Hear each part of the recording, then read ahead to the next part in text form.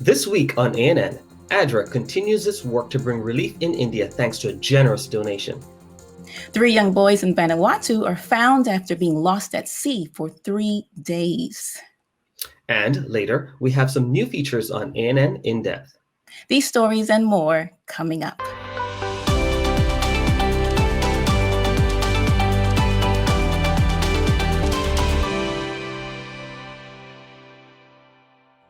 Thank you so much for joining us this week. First in the news, the Adventist Development and Relief Agency, better known as ADRA, is expanding its response to the current COVID-19 outbreak in India, thanks to the generous support of Baker Creek Heirloom Seeds, a Missouri-based business that donated more than $430,000 to help with ADRA's emergency operations in India. For weeks, the South Asian nation has been struggling with an unprecedented second outbreak that has overwhelmed hospitals and health facilities, killing more than 279,000 people and causing daily cases to surpass 4,000.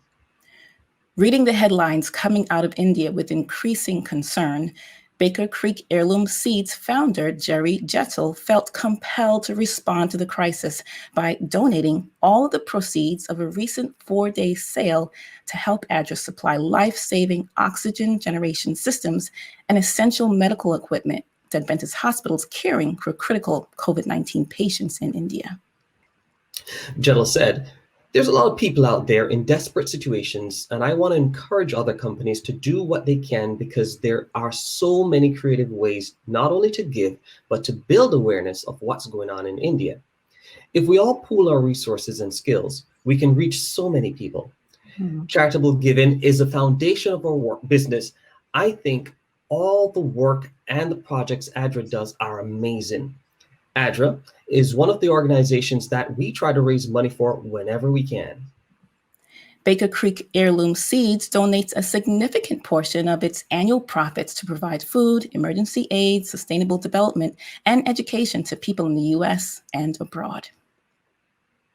Jared Jettel started the company as a teenager out of his bedroom in 1998 with $100 and a makeshift catalog selling seeds to a few family members. Today, his business is one of North America's largest heirloom seed companies, selling to more than 166 countries around the world. For more information about Baker Creek Heirloom Seeds, visit rareseeds.com. To learn more about ADRA's responses or make donations to assist with relief efforts in India and other countries, visit adra.org. Adventists in the South Pacific are praising God after 3 boys were found and rescued after being lost at sea for more than 50 hours. The Adventist boys went missing in the waters off Mota Lava Island in Vanuatu on Friday, May 14. The boys are 11, 14, and 16. The search party began on Friday evening with multiple boats as well as the Wings of Hope plane piloted by Mark Turnbull.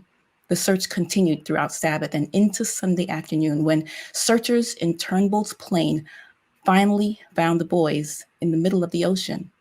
The boys are Pathfinders from Mota Lava Island in Torba province and had reportedly gone fishing. People across the Pacific Islands were praying for the lost boys throughout the weekend. According to a Facebook post by Turnbull, the boys were found drifting east into a place where copra ships never go, domestic aircrafts never fly, and small boats never pass. In another Facebook post, Turnbull described how they dropped water bottles, coconuts, bananas, a waterproof torch, grapefruit, and even a note to say that a boat is coming before the boats were able to get to their location and rescue them. The pandemic has made the demanding job of care providers even more challenging. But even before COVID-19, mental well-being has been a top priority for AdventHealth as chaplains and clinical mission integration specialists extend resources to combat stress and burnout. Videographer Rafael Lopez from AdventHealth reports. Father God, I ask that you just join us here today. Join us in this place as Dr. Scanlon cares for patients. Pray about everything. Okay. Thirdly is be thankful in the midst of everything. and you need to just be more supportive. And Day in and day out, caregivers like nurse practitioner Kate Leon have one job: to focus on their patients, their long hours, on-call shifts, and emotionally draining moments. And often, that means missed moments at home. I have a daughter who's almost 5, and so just her brings you joy. Just you can't be stressed out and sad when you're around a young child, because they're just beautiful. Even before COVID-19, physician burnout was high on everyone's radar, and physician shortages were a big concern. The pandemic made it even more challenging, and the impact continues to evolve. I'm seeing so much depression and anxiety now in the last few months that we just didn't anticipate that now. I think I anticipated it earlier, and so that we're having a lot of hard conversations with folks. The stress that a provider goes through, are you able to still have dinner with your family? AdventHealth chaplains are there to offer support. Let them know they're not alone. Number 2, support them through it and help them realize that, hey, you're not struggling by yourself. We're going to walk with you together in this situation. It is great to see you. God bless you. Thank you for coming by each week. To help love and keep our physicians safe, we also provide support to physician practices through clinical mission integration. Notes like these inspire our teams to keep going. This one says, "To those who knock, the door will be open. God never closes the door on me." This is him tapping you on the shoulder and just reminding you that he loves you, he's with you, his hands are on your hands as you're ministering to the patients. That's a good way to think of it. Sometimes you just need to kind of be a sounding board, and a person may just need to talk. Whenever they're feeling burnt out, I say, why did you get into healthcare? What brought you here? And it's like this light bulb goes off and they're like, that's right, that's why. This is uncomfortable and this is not fun and it kind of is scary, but this is why I got into what I do. And when they need more, there's Dr. Layla Durr, a psychologist dedicated to physician well-being, available directly to our physicians. She encourages them to recognize the signs of distress and to hit the reset button. And make sure that you release and recharge in whatever way fits best for you. And then finally, have that attitude of contentment and thanksgiving. I'm going to keep this right handy. Amen. I appreciate it. Thank you. For all you do. Thanks for coming by all the time that you do. God bless you. You too. Rafael Lopez, AdventHealth, West Florida Division.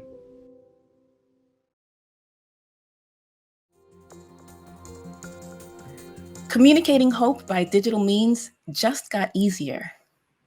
The website sharinghope.com has been revamped and now offers an updated page with Adventist missionary books, children's literature, and books by Ellen White in 13 languages, among them English, Spanish, French, Portuguese, Italian, Chinese, and Arabic. The World Publications leader for the Seventh-day Adventist Church, Almer Moroni, tells us more. SharingHope.com website is an initiative of the General Conference Publishing Department. It was created and launched in 2015 at the General Conference session held in San Antonio, Texas. The objective of SharingHope.com is to enable the free distribution of books and missionary pamphlets in digital format. So far, you have available in this website more than 13 languages, and we are adding more. Recently, SharingHope.com was rebuilt and totally renovated and relaunched as a mobile-friendly website. Sharing Hope is like a library that you have in your pocket, like your telephone. You can share literature with people from all over the world, without borders, without barriers. That is, you can share hope with many people from different cultures and different countries. So take advantage of this opportunity. Grab your smartphone, go to sharinghope.com and starting sharing hope with the whole world. Coming up, In and In-Depth is back on May 24 with a new episode on addiction and COVID-19. But that's not all. We'll share more after the break. We'll be right back.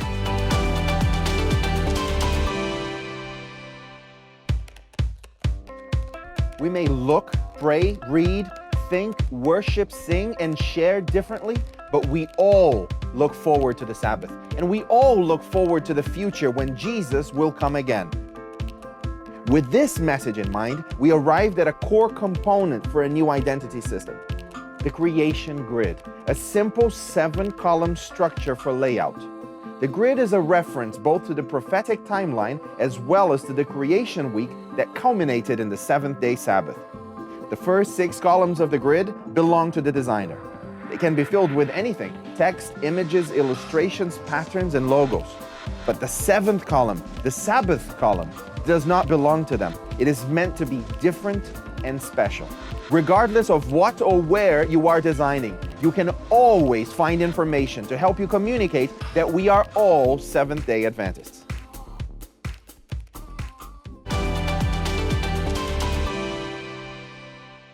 Welcome back. On May the 24th, ANN In Depth is back with new episodes, starting with a conversation with Katja Reinhardt on addiction and COVID-19. We will also be talking to Katja and other healthcare experts about addiction during a Facebook Live on Tuesday, May 25 at 12 p.m. BST. In the few weeks off, we have taken the time to convert ANN In Depth into a podcast. You can listen and subscribe on Spotify. Just go to spotify.com and search for ANN In Depth. Today, we're going to give a little clip of a recent episode of ANN In Depth on forgiveness with Jennifer Steinmetz and Sam Neves from the Adventist Church's Communication Department and Morgan Kokenhauer, an Adventist pastor. Can you talk to us a little bit about what are some of the maybe myths about what forgiveness is? And then we can get into what it really is. Like, what does it really mean to find reconciliation with each other and to move forward with forgiveness? You're asking me first or Sam? Yes, I'm asking you first. To speak to the myths, I think the myth of forgiveness is, especially as kids, I think we kind of have this get over it mentality where, Johnny took my ball and we have this, what's the big deal, get over it, or it's time to share, or we try to approach it in a way in which we don't think it's as big a deal, but then we are instilling principles where forgiveness is a get over it. But to be honest, forgiveness, I think one of the myths is we don't get over it. And as much as we think we have forgiven, or maybe we have done what it takes to be forgiven, I don't think we realize all. And I would say this, and Jen, I've said this to you before. Jesus has shown us what it takes to forgive. And it was the cross. And so I think for each one of us, what it takes to forgive is truly dying to self, taking up our cross and following Jesus, and really, praying for the power, praying for the Holy Spirit, for his heart, to know his grace, his love, what the implications are for me to forgive somebody, but also what are the implications for me to go seek forgiveness, to really desire reconciliation. Because I think, and I guess the other myth is that somehow I can forgive and not be around that person anymore, or forgive and forget. Forgiveness it doesn't make us forget anything. I mean, the nail scars on Jesus' hands are there to show us we'll never forget. Forgiveness doesn't make anybody innocent or make it as if nothing ever happened. No, it happened. But there's a way in which forgiveness helps us get through that pain or that hurt. And then I guess the other thing is that when we forgive, forgiveness is actually taking away anything that would hinder us from being in fellowship together. Ultimately, when Jesus Christ forgives, he is willing to, he has a forgiving heart already, but then whatever the offense is, he's willing to forgive that so that nothing stands in the way of us being reconciled, of us abiding, communing, having fellowship, which First John speaks to. And so then when we forgive, we're essentially saying, okay, I have forgiven you. Now there is nothing standing in the way of us having fellowship and communion together. And we don't always approach forgiveness that way. We approach it as if, I'm forgiving you, but I don't trust you. Or I'm forgiving you, but I'm not over it, or I'm forgiving you, but we don't have to be around each other. I mean, no, I think that for me, those are some of the initial thoughts as I think of myths, but also of what forgiveness is. In 2 Corinthians 5, where Paul, just the first four chapters, and in that 5th chapter is culminating towards this ministry of reconciliation. And after Paul just lays it down that this is what we've been given, he turns to a therefore in chapter 6, and working together with him, we also urge you not to receive the grace of God in vain. Because of this work of reconciliation that Jesus Christ has done and worked for us, don't let it be in vain in your own lives. And Paul says in Timothy, having a form of godliness but denying his power. We have denied God's power to heal our relationship. That's it. Like, that is the greatest power God has. We won't let him come in and heal. And sometimes if our spouse has done something and they come and ask forgiveness, then we are the hard-hearted one saying, no, I can't get over it. So then divorce is inevitable because you can't get over it and thumbing this on them, and you will not re-engage. Even when you're the victim, now you've turned into the aggressor because you won't forgive. And now you're lording it over them. And so Paul goes on to say in verse 11, chapter 6, verse 11, Paul has been just ripped in the church of Corinth, just libelous, lied about, attacked. I mean, he has taken it in the teeth, up one side, down the other. And Paul comes back and says, I'll forgive them all. I forgive, even though, and he doesn't call out the guy by name, but he references him and saying, please receive him back into fellowship, because I want to have relationship with this guy. Even though he was the chief antagonist, I desire relationship. I desire mercy, not sacrifice. And so then he comes down here and says, our mouth has spoken freely to you. O Corinthians, our heart is opened wide. You are not restrained by us, but you are restrained by your own affections. So because you are affectionate towards anger, because you're affectionate towards whatever the sin is, that's what's restraining you. Even that, and that's what restrained Adam and Eve in the garden. Your affection for the fruit, your affection for self has restrained you from entering into relationship with us. Now, in like exchange, I speak as to a child, open wide also to us. So they're not opening up to Paul into an extended fellowship. And even in, I can't remember where it is. It's in here here it is, in 2 Corinthians 3. Not that it says, such confidence we have through Christ towards God. Not that we are adequate in ourselves to consider anything as coming from ourselves. But our adequacy is from God, who also made us adequate as servants of a new covenant, not of the letter, but of the Spirit. For the letter kills, but the Spirit gives life.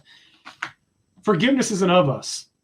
We cannot forgive. We have to draw on Jesus, and that's why whether you are trying to forgive somebody or you're needing to seek forgiveness, it's never in us to desire that.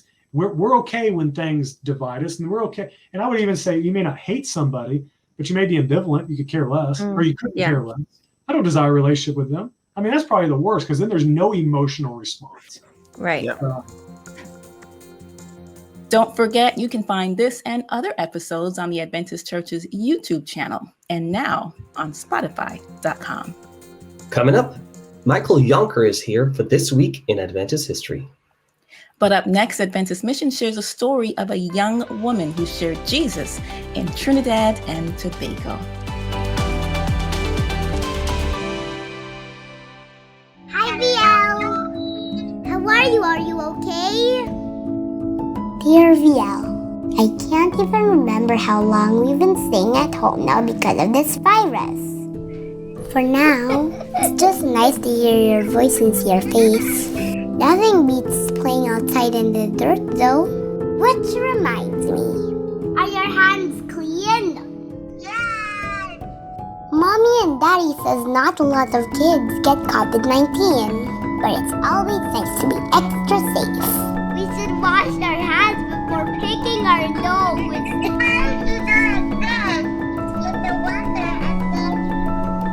Washing our hands protects us, but it also keeps us from spreading the virus in case we touch something dirty. Let's always be clean and safe, okay? Love, Joey.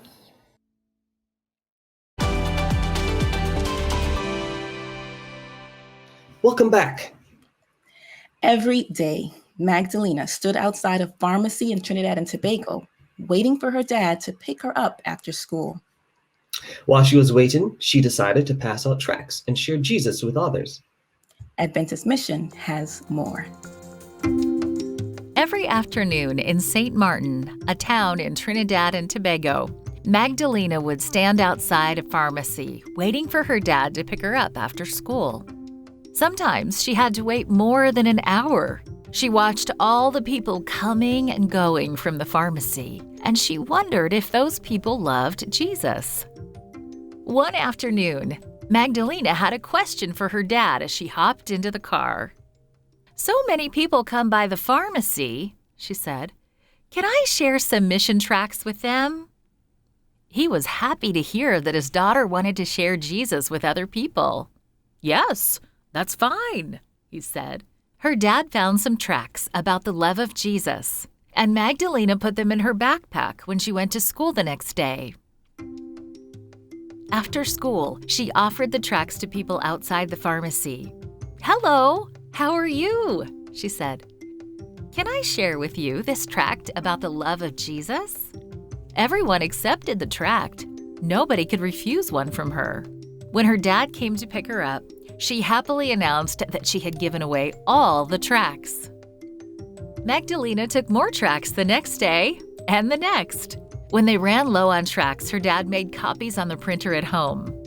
After a while, Magdalena noticed that a dentist passed by the pharmacy every afternoon on his way to the office. Every afternoon, she gave him a tract, and every time he took one. Magdalena told her dad about the dentist. "Daddy, can I talk to him about Jesus?" she asked. Her dad knew the dentist. "Sure, no problem," he said. The next day, Magdalena was waiting for the dentist when he walked by. "Do you have Jesus in your life?" she asked. The dentist was surprised by the question. He hadn't read the tracts the girl had given him. "I've heard about Jesus, but I don't believe in him," the dentist said. Magdalena was sad to hear that. "Do you have time to hear a Bible story?" she said. The man once again couldn't refuse the offer and invited her to come to his office the next day. Her dad gave permission for Magdalena to go to the dentist's office. That night, Magdalena asked her dad for some Bible verses about Jesus to share. She also had one more request. "The dentist doesn't have a Bible," she said. "Can I give him one?" Her dad found a brand new Bible. The dentist said, "Thank you," when Magdalena gave him the Bible the next afternoon. For the next month, Magdalena went to the dentist's office every day after school. She and the dentist read the Bible together and talked about the stories. Slowly, the dentist began to believe in Jesus. So Magdalena invited her new friend to go to church with her the next Sabbath. "Yes, I have time," he said. "I can go." Magdalena excitedly broke the news to her dad when he picked her up. "I invited the dentist to go to church with me, and he said yes," she said. On Sabbath, Magdalena and her mom and dad picked up the dentist on their way to church. "Your daughter is wonderful," the dentist told her parents. "Before, I didn't know anything about Jesus, but now I know him." Magdalena became a real missionary when she shared tracts with the dentist and told him about Jesus. She wants to live the rest of her life sharing Jesus with others.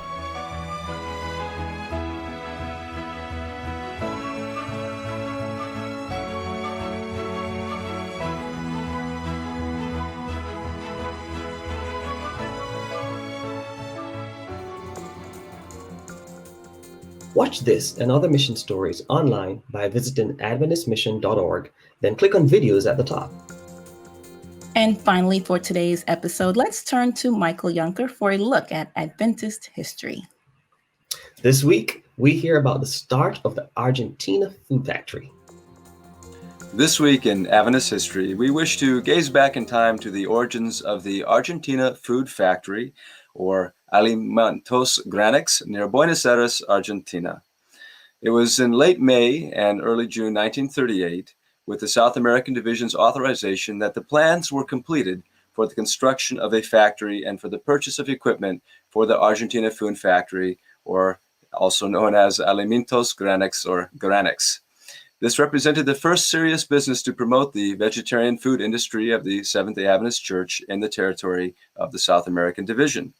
Its objective was and remains to promote health through the food industry, starting with the manufacture and commercialization of foods that correspond to the biblical ideal of integrated health. Although the idea had been around since at least 1936, it took some time for their plans to bake, becoming ready in May 1938. The first building was completed in July, the following months there in 1938, with the entrance that had two 30-square-meter rooms and a space for the factory that had 225 square meters of well-illuminated and ventilated space. The factory soon began to operate, and the production of wheat flakes, rice, corn, biscuits, peanut butter, and honey fractionation. Before the year was out, electricity and water access were added, and a house was rented for the factory staff.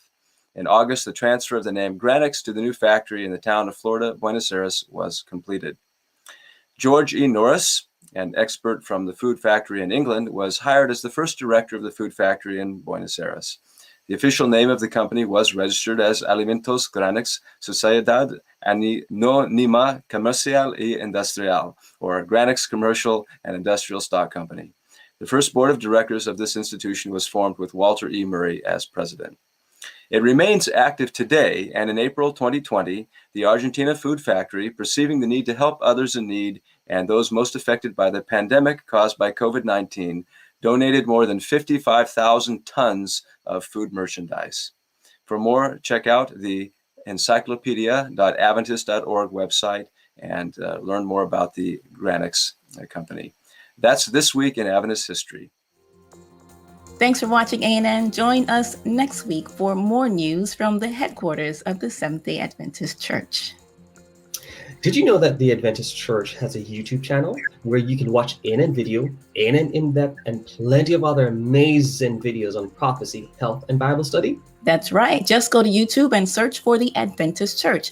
Click the subscribe button to make sure that you're caught up each week. And remember to leave a comment or a prayer request. We have people who are praying for you 24 hours a day, 7 days a week. Before we say goodbye, here's some good news, and it comes from the book Song of Solomon, chapter 8, verse 7. The passage says, "A huge torrent cannot extinguish love. Rivers cannot sweep it away. If a man were to give all his wealth for love, it would be utterly scorned." That's powerful. That's also our program for this week. And remember, you can always visit Adventist.news for daily news and videos. Until next time, God bless. Take care.